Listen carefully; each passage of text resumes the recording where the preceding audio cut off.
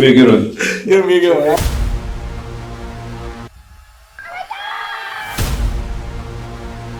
Definitely a different type of process. Cut down or freeze up. Being a coach's son. Jackson, of course, they keep retooling. One stone face, a hit by pitch. Oh my.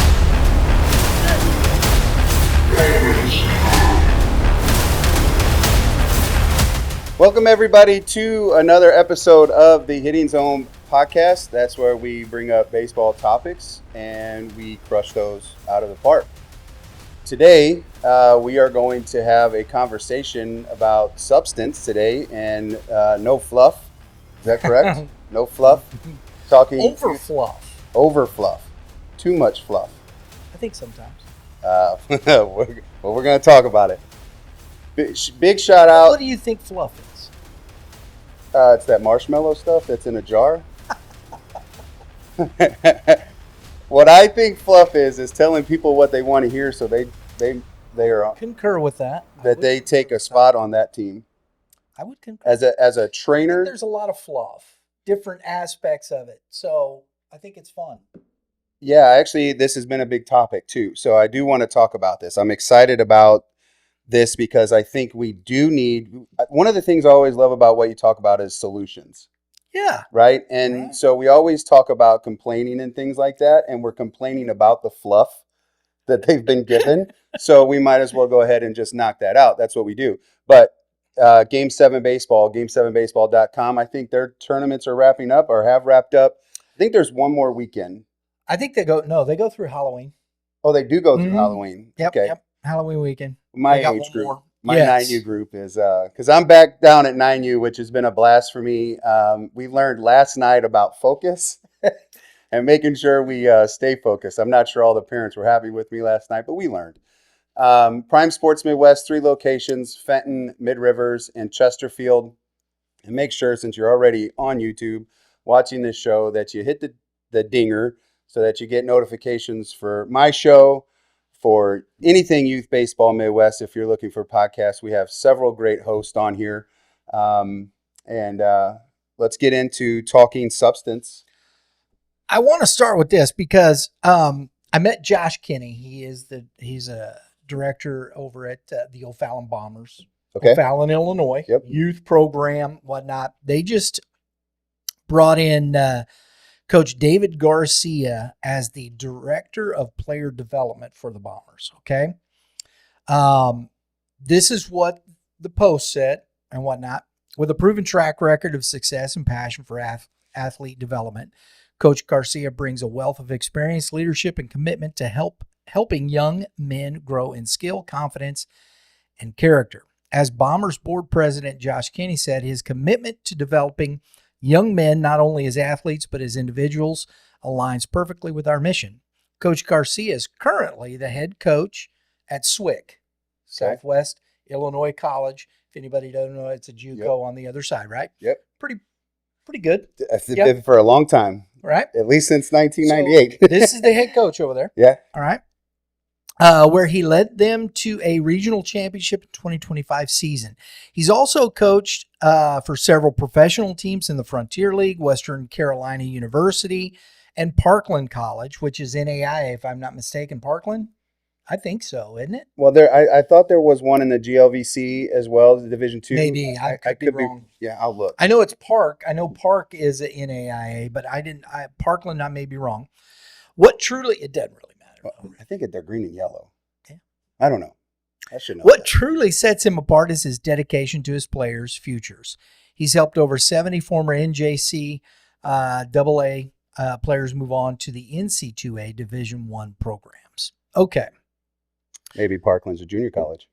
I can't remember. It fits the mold there. And I'm excited. I met Coach Kinney this year out at Game 7 tournaments. We are going to make a shout out to the Bombers. We're going to make a tour stop out there this winter. I'm looking forward to that on the Illinois side. Also, probably going to head over to the Edwardsville Tigers. But nonetheless, here comes a gentleman that is This guy's a collegiate coach coming in for player development. Some of the things we see on social media and, kind of the fluff parts of things, I think we are so inundated by the big highlight. The kid that, we see the PBR, the perfect game, the 5-tool, whatever the case may be of the kid that, had the 98 mile an hour pop off the bat. I think that's fantastic. I don't want anybody to take any of that wrong. Okay? But I think that's fluff. Because we see that, you don't know the kid, you don't know the organization, you don't know what he's doing, you don't know this, you don't know that. Nobody knows anything about the person, the kid, the whatnot. And so therefore the substance is overshadowed by all of the fluff. And the fluff is part of it in the sense of, yeah, it's cool that he hits 98 miles an hour off the bat, but is his average exit velo 95? Or is it 88? Or is it 75? You know, because you got one good one. Yeah, and that's that's the thing with, I think, marketing in general, right? Like, we're taking advantage of the fluff, if you will, and that's what you are marketing. And I see that. And I understand fluff. Yeah, I mean, I do it. I think I do it too, in a sense, because the one things that you always want to talk about is the success of people, because we are selling something. Mm-hmm. But I think what also that people need to understand is who I am as well as what I'm selling. So correct. I can't sell the fluff because I'm not always fluffy. I mean, I am right here. I mean, I am when I step on a scale, but like, I'm an intense guy. So if you're not doing your job, I'm going to call you out on it. So that substance is that player, like you said, is what is he doing behind the scenes? Mm-hmm. And right. I don't think there's enough of that, because it's not cute. It reminds me of what I used to call sexy stats in baseball, which was the RBIs, the counting stats were kind of like the sexy stat. You know, average was a big sexy stat before. And that's how the game was measured, right? And everybody wants those things, but everybody forgets how hard it is to actually play this game, and then how hard it is to work at this game, because it is hard. And all we're seeing, kids don't watch TV, so they don't watch the mistakes. Like, I feel bad for the young man at the Phillies pitcher, the mistake that he made to end the game. I'm glad the Dodgers won, but I did. And did you see Wayno's tweet or X post? I reposted it because it was fantastic. And what Wayno said in that's why he's a Hall of Famer. He's a great athlete and all this and whatnot, but it's the substance of the man that makes it more. Yeah. That to me, if we paid attention to a little bit of that substance that right. you saw, you would realize that it's actually okay to make mistakes, and we don't have to yell at our kids all the time, because all you see is success, aka fluff. Yep. On social media. And I do think that was a big moment. It was. And if you're not watching the game, you'll never know. How does that young man come back from that? Because it can be devastating. I don't care what you say. That could be that, is that a career defining play? And he's young. Yeah. And I loved what I saw with JT Realmuto. It shows you what kind of character. Castellanos is busting it in from right field to come and talk to that kid, and the manager is standing right there. I loved that. I thought it was fantastic. And I'm glad they showed all that. And that's been the conversation, even more so than the Dodgers winning. I think that was the conversation of the moment. We know everything's going to go on. We're going to go and watch the next game, yep. and everything will play on as is, because that's what we do. But that was the moment about people and the game itself and playing the game, because we've all done that. You get panicked and all of a sudden something happens, and we see that all the time at 9 through 14, and everybody's screaming, throw the ball. And the kid, yep. And then we're all upset at the kid. That's exactly what I felt like, because I do have the 9U group. I literally felt like that. You could ask my parents. I literally sent a text to my parents. I said, please do not scream this weekend. It's our first tournament together. Let the kids make every single mistake they're going to make. I promise you, I will see all of them. Yeah. And you can trust that I will talk to them. I loved what the coach did from the Phillies. Listen, their best players did it. Castellanos, Schwarber, Remuto, Right. Bryce Harper, who some people don't like. Harper came over there. The manager, he wanted to walk right through there and go right in the dugout and do whatever he was going to do, throw stuff, cuss, whatever. He grabbed him by the chest. I'm sure he didn't hear a single word, but he did, because his manager was right there, put his hand on his chest, make sure he stopped. I think that's what we need to have more of. Agreed. Across everything we teach, because I spent 45 minutes the other day talking to a kid about his college experience as a freshman. Yes. We didn't even hit. He's like, I want a half-hour hitting session. I'm in town. I just want to get in and get out. Just kind of tweak a few things, talk. We had a 45-minute conversation. Nobody sees that. I didn't record it. I didn't put it on there. And nobody knows about that conversation. Right. You know what I mean? And that's the thing that he goes back and is like, all of a sudden he's having a conversation with his college coach, making sure he gets on the same page. He's being transparent. He's and all of those things are happening. And guess what? He feels relieved. Not that not his situation didn't change. It didn't get him to start, on the varsity roster where he's at. It just got him on the same page. Yeah. Which, goes back to what Shane said a couple of weeks back about being on the same page as Cardinals fans. You know what I mean? Right. Just knowing, I think is kind of half that battle. And the other part to this is, I love the new commercial. It's Paul Skeens, right? I think it's him. It's what commercial?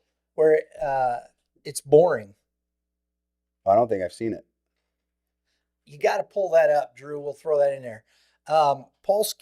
He's going through his workout and what success is and what those things are. It's boring. It's boring. And he's going through the workout. And this guy throws 100 miles an hour. He doesn't need to do this. It's boring. Because it is. That's the substance. The substance is boring. It's hard. It isn't exciting. Mm-hmm. But it's what makes you who you are. You have to put in the work. And not just, I know we only look at the physical things and what he's doing right there, right? But watching that, we watched Blake Snell. Last night? Whew. He should. I think it would have been awesome if he'd have thrown all 9. I know. He probably could have. Probably. But nonetheless, what does it take mentally to do that? That's the substance of a person in that whole scope of things and how you set yourself in motion. Talent only gets you so far. Ability only gets you so far. It's that next level, the substance of the person and how you understand what you're doing and how you're doing and the work that you're willing to put in when nobody's watching, right, to be able to go out in that environment. It was because loud. We saw on the other side this young man who missed the moment in that environment because he wasn't quite mature enough, mentally prepared enough, evidently in that. That's not a knock. That's just, that happens. You've seen that at the professional levels at different times, guys. They weren't prepared for that moment. And I think that's what we're talking about. And we spend so much time with the younger generations and especially the high school kids. It's great to put that big number up there and to show, and that's what you have to do. You are selling yourself, and that's okay. There's nothing wrong with the fluff as long as there is the substance underneath it that makes it real. The understanding. Yeah, one of the things with what we're trying to do is, we're seeing a lot of changes in, going from like the one-on-one and lesson plans to like more of a programming style. And what I'm learning inside the programming is I wanted to bring this up too, is that you're having substance behind the fluff. Yeah. Because, again, we're marketing the guy's PR at 87. He's never hit, over 83. And now we got him in 87 in 7-8 weeks. Well, that's a selling tactic that we're trying to do to sell you to buy my program, right? However, what I think is going to change is when you have that conversation with that young person and they start talking about the routine, Mm-hmm. because the routine is that substance, right? Like Yes. you simply cannot go one time a week and get better that fast. And everybody looks at that and goes, man, he hit 90, 87. But what was the 8 weeks? Like, what did you do? What was the lifts? How hard did you sweat? And are you willing to continue to do that? And because if you stop now, you think, oh, I got there. No, you just lose it. Right? You can't. So all of that is still fluff, right? Did we do it just for the fluff, or did we do it because there's purpose and there is a substance underneath that sets us in motion to be successful? Yeah. Do you think that leads into like almost everything that today's sports is really kind of about? And just in general, like the show, like the MLB, the show, you see a lot of gaming, but you don't see a lot of watching TV. So if Sports Center is not the same as it used to be when we had grown up watching it, the highlights and things like that, and it takes a lot more to watch a game on TV now. If families, to me, it's like you're spending a ton of money, and on this game, and yet there's a low IQ, and so we're not watching the game, which again goes back to we're not watching substance. So it's in my opinion, sometimes it's difficult to want to post stuff like that, especially when all they want is fluff. But I do believe that the substance matters way more than that 87 that he threw, because nobody talks about the 3 years that it took. Yes. Right. You know what I mean? I know in 8 weeks we got him there when we first started, but it took him 3 years to figure it out because it took maturity. Yeah. And process. And I don't care. It is a process, not only physical maturity, but as you said, I believe the mental maturity of that, which is the building of substance. And do you have people that are there helping guide you through that? Hey, once you hit this, and if you do this, and great, we'll put it out there and we'll show people. But make sure then, does he know, hey, you got to hold that substance. Now you have to be able to maintain that. What does that take? See, because like you said, you could lose it tomorrow. Yeah. You can lose everything a lot quicker than you can build it back. Fact. It's always like it takes them a day to demolish a house, but it's another 8 months to build it. Yep. That's a perfect scenario, or a perfect example. Exactly. Of what it takes. And I, the thing is that substance, like, I know that's such a broad word, but when you think about what we're doing with these athletes, when they get to a certain spot, it's not the same thing for another 8 weeks. It changes again. So then you're getting something new all the time, because you have to continue to grow. That's why I think we have to have a big emphasis on sitting down, and maybe this is a family thing, but you get done eating dinner, go catch a couple innings of the game. Right. And to your point, and let me ask you this, Mitch. I understand you brought to the point, and I personally don't disagree with you, but as conversation, do you really have to go and watch baseball at that level to get better at it? Or can you go and watch baseball, or can you just be involved, or do you think you really need to be immersed that far into it? I think specifically I'm going to go to Major League Baseball, because they have typically former players that are color commentary. Correct. And they talk about things that happened on the game. And for me, how many days a week are you practicing baseball, and what do you get out of just practicing? Right? You can't play every day. We're not the big leaguers. We're not getting paid for it, right? So you practice maybe once a week, twice a week, and then you have the weekends. What are you doing at practice? Bunt coverages. What are you doing in the hitting day? You're just hitting. You're not seeing competition, right? So can you go to a high school game? Sure, but you have to watch it and you have to create it. So if you don't have the imagination, or you're not paying attention to the whole field and just the baseball. Are you watching maybe just your position? Yeah, like there's just things on TV that change. This is why I like doing the games with you, and why I like to talk about some of the mistakes that are made in high school baseball, because if somebody's watching, maybe I can influence somebody to say, oh, I didn't think about that, or something of that nature.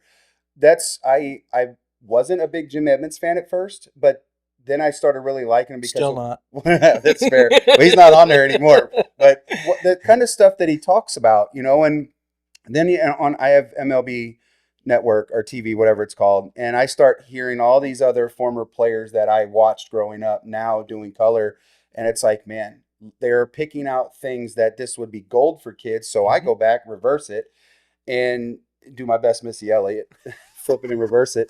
I'll go back and I'll screen record these things because our athletes need to see this, because how many times will you see that happen in a game? It might happen once every couple of years. Well, like last night in the game, if you remember, Dodgers bases loaded, right? Yeah. You talking about the play now? Frelick goes up, goes off his glove, hits the wall, and he catches it. He's safe because it hit the wall. Yep. Okay. Well, Will Smith, he goes back. He shouldn't have. Right. Because it was not a catch. But did he see it? I don't think he saw it. I think he turned and ran back. Angle. And it's 300-something feet right. away. And the official gets it right. He's calling safe. Have you ever seen that happen before? I have not. I've seen. I've seen it bounce, but in that particular situation, no, never seen it. No, and then to flip a double play like that, man. just to throw it in, get him out at the plate, and then Contreras runs up to third base and stands on that. Now, again, you've been watching baseball for 50 years, and I'm guessing, right? It's been a while, yeah. Since I was about 55, aren't you? I'm 58. Oh. And so I started Flirting watching when I was about, in the late 70s with the Dodgers and Yankees. And so perfect. You've been watching baseball a long time. You've never seen that. Yeah. The play that the pitcher made, like even then, like I don't even know if you see that often because, he's pointing in a certain direction. And in his mind, he had it made up. That's where he was going to go. And so like, it's just terrible timing. You don't really think about this stuff any other time of the week. I got to throw this in. My first real impressions, I was much younger, but you would go to the 7-Eleven and get the Big Gulps? The Slurpee cup. Okay. And it had Johnny Bench and Pete Rose. Cincinnati Reds were big back in mid-70s, man. The big red machine. And I always remembered that's my first impression of baseball is getting Slurpee with the Cincinnati Reds guys on it. You want another random thought? Here you go. No, this is fine. I've been cleaning out my house and so not to make it too heavy, but No, this is good because do you remember the McDonald's cups from the Dream Team era? Oh yeah. Yeah. I have every one of them. Do cups you really? Still. That's cool. It just brought it up because you think about the importance of what that time frame meant, though. Like it just goes back to the things that we're talking about. Substance. That's just a cup. Yeah. But it is what Michael Jordan meant to basketball. Is what Larry Bird, Patrick Magic Johnson, all these guys that went over there, and this was the Dream Team. But again, it's and basketball in Europe exploded. Yeah, why? It's because of those kinds of guys or whatever. I think about these small things that have changed my trajectory. Wow. In my sports growth. And it literally was everything I did when nobody was watching. Mm-hmm. It was throwing up a rock and hitting. I'm not telling anybody to throw up a rock. We did that because you did that as a kid. That's what you did. You don't have the space anymore. Mm-hmm. I don't know if there's too many houses being built. Hopefully you don't break too many windows. Yeah, and I made my grandpa upset quite a few times and his neighbors. Yeah. He had crab. I did that in the house. He had grapes. Let me tell you. Ooh, in the house? Oh yeah, dude. Not very smart. No, not at all. That time, the 90s were so I've done that.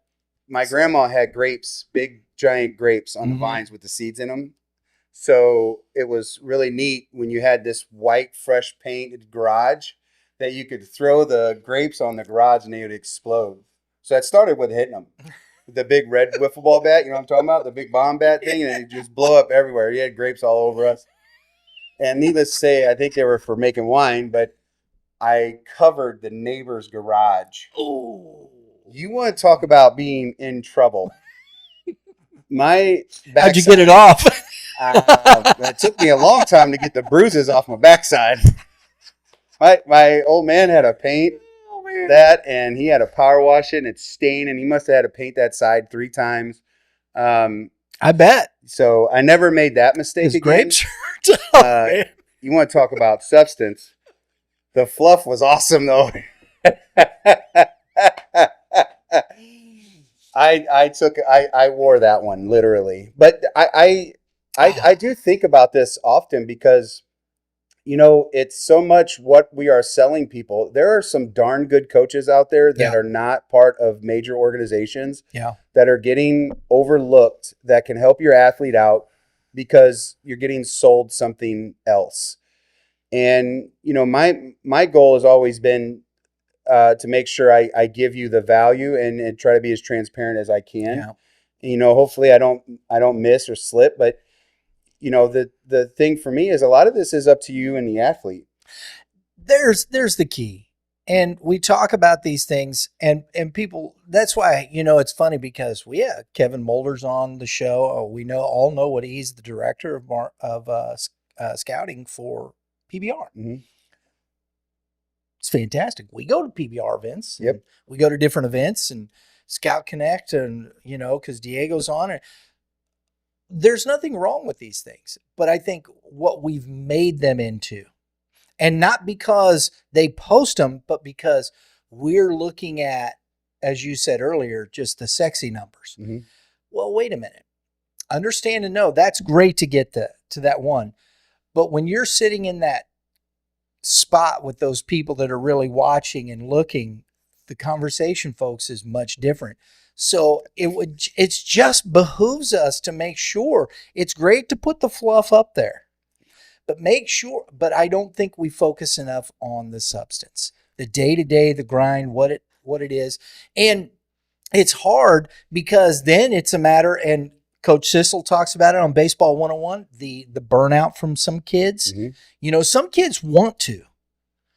Some kids want to. That's a some other massive kids don't. And it doesn't mean they won't, but it's got to be, so where's that balance of substance that you put your child, or you understand where they're at in that proper place that helps them keep going in the direction they need to. You know what bothers me on that subject, because I do like seeing, you know, when PBR posts kids signing, like Pandolfo, who's one of my favorite catchers in this space. You know, he just committed, and I love seeing that, right? I love seeing his numbers. I love seeing his pop time. Those are things that I see on social media that are really beneficial because I'm seeing growth. You know, that's fun. How many times have you talked to him and know what kind of person he is and, you know, kind of his work ethic? His parents leave him alone. This is all him. And so when do we start deciding like, hey, we need to have real conversations with our kids and identifying, well, why are you sending your kid a post that says, look, he just committed? And that kid, all that kid gets is just mom or dad just admitting, you know, hey, this kid committed. This kid committed. Look, he's hitting 95. He's the same size as you. Look, he's hitting 100. Why aren't you doing that? That could be, you know, and then, so that's the same things in the same lines that we talked about, this fluff and this substance. Like to me, like we have to be very careful on how we present this information to, or even allow this information to get to our athletes, and saying we have to be realistic with them too. That's part of the conversation that has to happen, right? I agree. You know, we used to call it rose-colored glasses. I would call it social media colored glasses. That's fair. It is now. Because we see the social media and we see our kid. My kid can do that. My kid can do that. No, he can't. He should be playing the clarinet. Did I say that out loud? Well, yeah, but you know what? Here, hang on just a second. I mean, not that you can't be a good baseball player and play the clarinet, you know, in that respect, but I'm just saying, I'm just, you know, sometimes that's how far it goes. But look at your athlete. That athlete is 6'2" at 160 pounds right now. Your athlete is 5'9" at 120. There's a huge difference in physicality in these places. And we're not, and I think parents get the social media colored glasses and start thinking, well, take it to come back to the substance. That's great fluff. And maybe your child at some point will grow to that level, may not get to that height or whatnot, but how do you get to that? Understand the physicality part. And I think that's what's left out of the conversation in so many examples of what we're talking about in the youth side of baseball, from that 8-year-old up to 14 and even into 15 years of age. You know, that freshman year, you see a lot of kids and all of a sudden they're a junior and you're like, who's that? Well, that's so-and-so. What? He was 5'0", scrawny. And now he's 6'2", you know, at 180, and he's hitting, crushing, walking. Well, actually, often does that actually happen? Probably more often than people can even imagine, because that 5-foot kid has probably worked twice as hard as everybody that was bigger than him up to this point. Dad's 6'5", you know, and mom is 5'11", and you know, it's kind of in the genes, and it just took a little while. That's why you take flyers on kids, that's for sure. Let me ask you this question then, because this brings me to something else to talk about. Do you think that parents drive that more than most of these athletes? And I'm not talking about your 1%ers. I'm talking about, like, who is actually driving general population, this 95, these expectations? Because, you know, when I look at the different levels, and this is why I say you have to watch baseball, because it's very hard to have a conversation with a kid who's your favorite player and he has no Major League Baseball player that is on his favorite list. How do you expect him to invest into baseball if he doesn't watch it, have a favorite player? How do you get him to invest in it?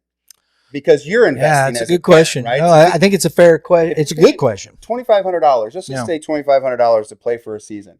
But your kid, you can't even have a conversation about baseball. Yeah. How do you expect him to want the desire to be better if that's not something they're involved in? I really think that's a big question. Coach Steve did this. He said, I ask kids who their favorite baseball player is, because if they don't watch baseball, I'm going to have a hard time training this athlete. I don't know if I'm not saying that verbatim. I'm not. I understand. I'm paraphrasing that big time. Paraphrasing. Yeah, but the opinions on this show are not necessarily of those who we quote. I use Steve because he's a buddy of mine and I talk to him regularly. Steve, you can be mad at me if you want.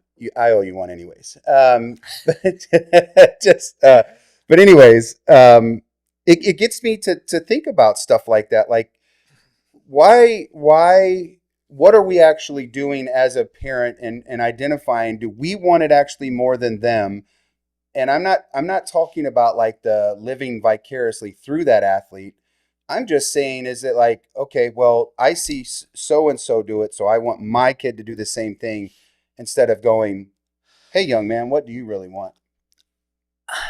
Who's driving that bus? Just from my experience, and I do think that there are very varying degrees of vicarious living. Some parents do it at a small level. Some parents do it at a very high level. I think we all do it to some degree or another, because we want our child to have success. And if they show interest in something, we put ourselves into that. Mm-hmm. So to what degree? Now, again, the degree varies. And I think that's always the case, because you're invested in your child. I know that there were some things that I look back and you can see, the old adage, hindsight 2020. Wish you'd have done better, different. But at this point, you know what you do and what you say and how you say things, having conversations with the athlete and watching the athlete, because I think kids get, they want to do as well as their buddies. I hope so. And I think that's a general thing, hey, we're out here, everybody's going competition, right? But then when you're outside of that environment, okay, and you're by yourself and you're watching your athlete, that's where the substance is. And I think this is the thing. This is what the commercial schemes, it's boring because he's all by himself. No fans, no crowd, no nobody. Are you that person? Yeah. And I think this is where we get the conversation with the kid because he's there. He's with his buddies. Yeah, I'm competing. Yeah, I love this and whatnot. And parents like, yeah, he loves it. Let's go do it. And you all of a sudden you start pushing him into the push and push. But when they're by themselves, are they actually putting in the work? As you said, you made the reference to Pandolfo. Mm-hmm. His parents don't tell. He's doing that. I remember back in the day, over at the old TBB, Drew Prater's Baseball Express, he had that one team. There was that young man from France South Central, Jake Henson, went to SLU, drafted by the Dodgers. Heck of a catcher. This kid was.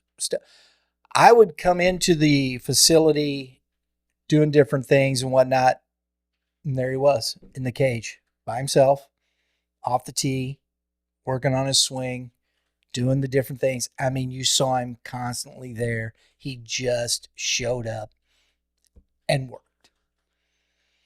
And you don't have to guess.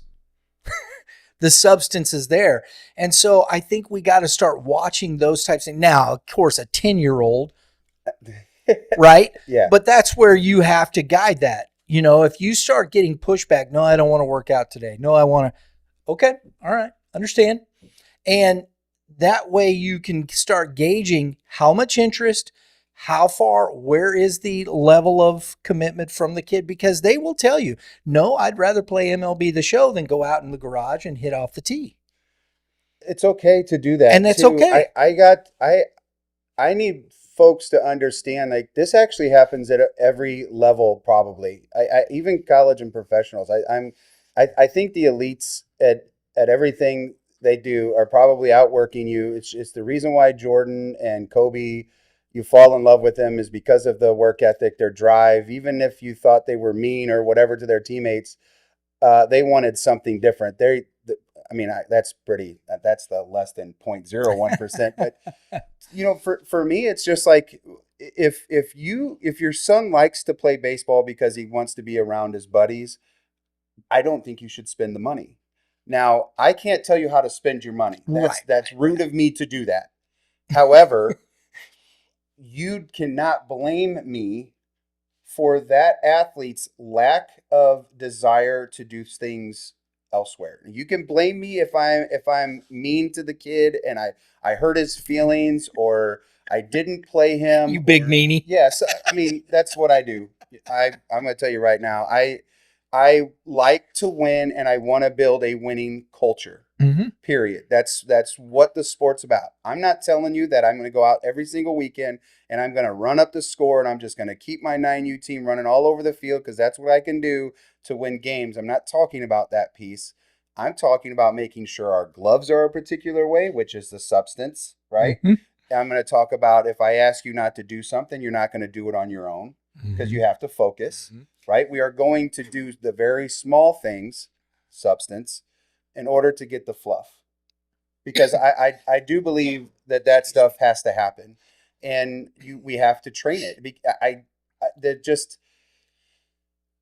I don't know why we can't get back to recreational sports being a popular thing for our athletes to do, because that is a great way to allow your son to continue or daughter to play in a level that is fun, that is not stressful, because you don't feel that person has to play a certain level because you spent $2,000. You don't have to blame me. You don't have to blame the player. You don't have to blame yourself. You don't have to blame the organization. If you think it's boring, well, you got to do what you got to do. I remember it was when, and this is just my own experience, okay? My own experience. When my son first started playing baseball, he really liked to pitch. He told me that. He said, "Dad, I like pitching. I want to," because he just liked having the ball. He wanted to be the guy, he didn't want to just stand out in the field. Of course. Everybody. Right? Yeah. So let me be where the action's at. Okay. Well, he liked it and he enjoyed it. And he started, having a little bit of success here and there and whatnot. He's 8, 9 years old. Okay, fine. But I said, I told my wife, I said, if he's going to do this, I want him to understand how it works, because I don't know. I didn't know the mechanics of pitching or whatnot. I didn't. I never pitched. It wasn't me. So that's when we started. We did enroll him in some lessons. It wasn't this big, massive, just basic instruction on how to do. And he would go home and do the drills he was asked to do. He would do them. Said, yep, I got it. And he was, there were towel drills at the time, things and different things that he had to do. Still there. Right. And he would do that. We would play catch. He would. What did you say? Play catch. Oh, that's weird. That's one way to get accurate. Yeah. And so that part of it was always kind of there. Now, as he grew older and whatnot, and the work and the things that, push, and how much do you push as a parent? Because you have to instill and you have to teach work ethic.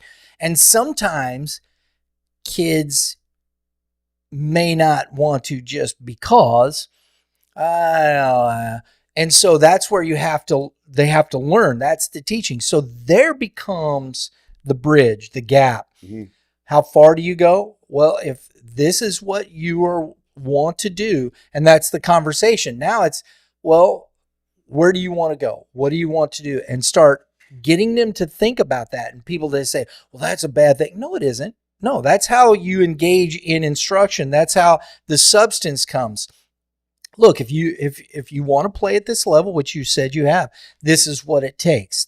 You have to understand, these are things that you must do to accomplish these types of things. And sometimes I don't know if we're so much willing to do, or we push too hard. You go, you're going to do it because I'm paying this money. Well, you don't have to pay the money. You don't have to. No, you don't. And so conversation being had, if you're willing to invest, okay, that's fine. That's up to you. That's parents. What you do with your money, with your children, that's up to you.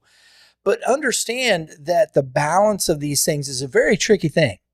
It's a conversation. It's a continual conversation, but it's about substance and relationships with your children. They understand you want the best for them, and you want to understand from them what they really want. Yeah. And you've got to show me that this is what you want. If you're not willing to participate in the things that are boring and aren't the fluff, as I call it.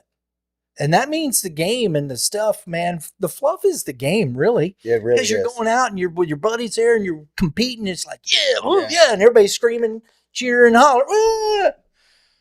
Right? Yeah, it is. That's the fluff. It 100% is, because practice ain't that. No, it's not. When has practice ever been fun?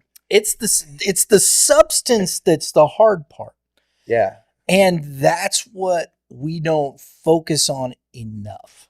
That's with everything, right? Life, I think so. Relationships. Absolutely. Everything has that. And it's just kind of how you identify, perceive that information. And this one's been good. I'm excited that we had this conversation today, because I think this needs to continue to happen, and just kind of continuing to address these for everybody, every kind of situation, because there is a little bit of fluff and everything. And there's obviously a whole lot of substance in all that. And it's okay to have fluff. I like marshmallows. I really like s'mores. I've never done the marshmallow the actual fluff on a s'more, but I don't know how that would turn out. That could be good. I tell you what, every time I get into, we do have some fluff that we will mix with like just random stuff, I guess, Rice and Jello and stuff like that. Yeah, the little fruit thing, Jello stuff. But I get extremely sticky. I'm out, dude. I don't have zero patience for it. So if it's like just dangling there and it won't come all the way out of there like a thing of putty, and then it's all over my hand. I throw it on the wall. I get in trouble. Anyways, don't do that if you're a youngster watching this show. Just let us know kind of some things that you guys think about what the fluff is. What the fluff is. Boom. That's today's show, is What the Fluff. Man.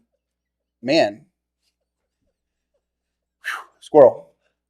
Anyways, and the substance that goes behind it. Are you one of those players that have put a lot of time in, and maybe you're one of those kids that got those 98s, or you signed your Division I, or you just committed? Give us a little bit of feedback on what your routine is. Comment like kind of what your weekly is, so that people can actually see what you're going through to get to the spaces that you are, and when did you even learn it? Because you don't learn this at 9 years old. No. Right? Your parents drive that for the most part, because Yes. you're not there mentally yet. Right. Somewhere around 13, 14 years old, you start to figure it out, and that's where separations start to happen. And so make sure that you just comment, kind of tell us, which one are you? Do you like the substance? Do you like the fluff? What do you want to know more about? Because I think substance brings trust. Yes. Agreed. The fluff brings sales. And you need the fluff, baby. You have to have the fluff. need it. I'm not in business if I ain't got it. But anyways, make sure again that you're already on YouTube, so you can go back over there after you just watch this. I think they're in control, especially when you got guys that are pitching into the 7th and 8th innings like they've been doing, and haven't had to go to the bullpen like you said that was going to be a problem. Yeah, and it almost came back on them last night. Well, it's special what Seattle's doing right now. It's special what LA's doing. I'm not excited if both those teams move on, because they're going to be West Coast games, and I hope that they do prime hours for like the East Coast. I think they will. Perfect, because I'm not. They're doing it right now. I know. Well, that's fair. Tough. We'll see. But Seattle plays a 15-inning marathon, flies to Toronto, and puts up 2 dubs. That is some substance right there, bro. They're in control. Wow. Are you rooting for Seattle? No, I just like to try to That's right. Well, they're passing that around a lot, because they are raking right now, and I don't know what's happening. It's been interesting. In years past, we've seen a lot different moves, and all the coaches have adapted to kind of, what this is for this postseason. It's so very different than it has been in the past. It's a ton of offense. Typically, it's a except for the Dodgers, they've been relying on pitching. Well, which we didn't think was going to happen. Well, we knew the starting pitching was going to be good, but man, it's a lot of offense is happening right now. But anyways, click the dinger or notification, because we're going to be on next Tuesday. I'm going to be on again with Shane Eames. We're going to talk about more about this stuff.